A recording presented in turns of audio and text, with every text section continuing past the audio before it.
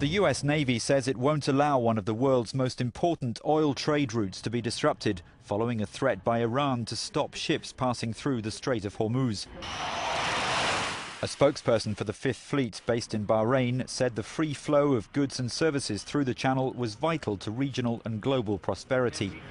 About 40% of the world's oil tanker trade goes through the Strait of Hormuz, which links the numerous oil-producing countries of the Gulf to the outside world. Iran, which has been staging more naval exercises in international waters, has said it'll close the strait if the West imposes more sanctions. Further measures are being considered against Tehran's oil and financial sectors because of concern that Iran is trying to develop nuclear weapons.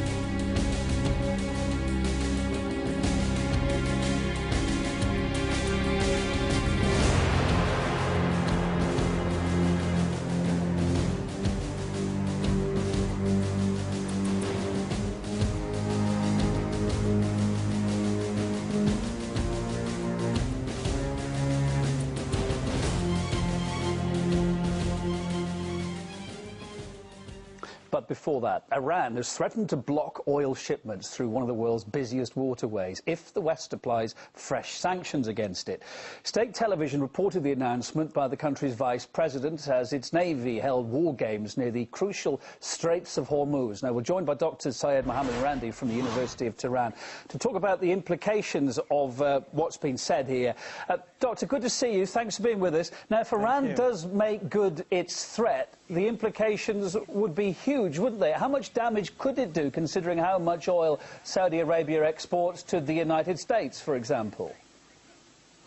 Well, I think any act of hostility against Iran, and that's basically what an oil embargo would be, would force Iran to take retaliatory measures, and that would indeed create a very difficult situation globally, because that would mean the halt of oil exports from the Middle East, and that would have a devastating effect on the global economy. The Iranians, of course, hope that the Americans don't act foolishly, but the Americans do seem to be behaving in a very irrational manner and dragging the region towards a very dangerous situation. Well, there are American warships right now in the Persian Gulf. I mean, this isn't the first time that Iran's issued this kind of threat, did so back in 2008. The US said a blockade like that would be considered an act of war then. I just mentioned that American warships are right there in the Persian Gulf now. Does this bring the West's tense relations with Iran closer to military conflict? Well, it basically depends on the West and countries like Saudi Arabia. If they wish to try to prevent Iranians from living like ordinary people in other countries, if they want to make Iranians suffer, then they too will have to face the consequences. The Iranians are quite capable of closing the Strait of Hormuz, and I think that the Americans know that quite well. Iran's defense capabilities are very different from what they were 10, 15, 20 years ago, and I think that Israel's defeat in Lebanon, as well as the recent capture of the highly sophisticated American drone by the Iranians, shows the limits of American capabilities.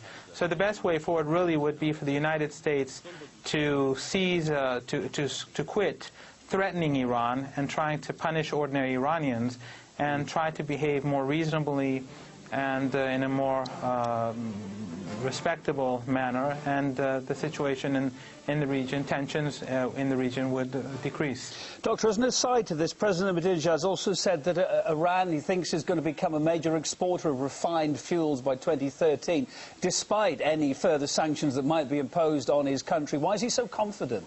How can he be so confident?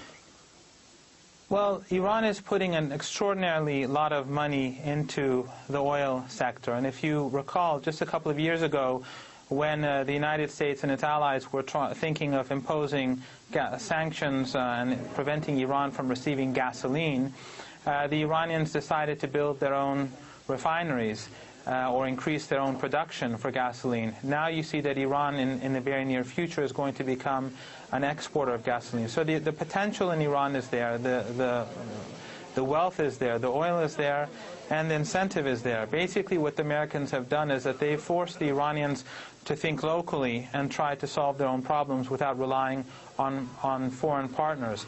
But the most important thing really is that for the Iranians, the American behavior is creating a dangerous situation not for Iran, but for the whole globe. Iran can deal with the United States. Iran is strong enough to stand up against the United States. But the United States is basically pushing things in a direction in which everyone is going to pay a heavy price unless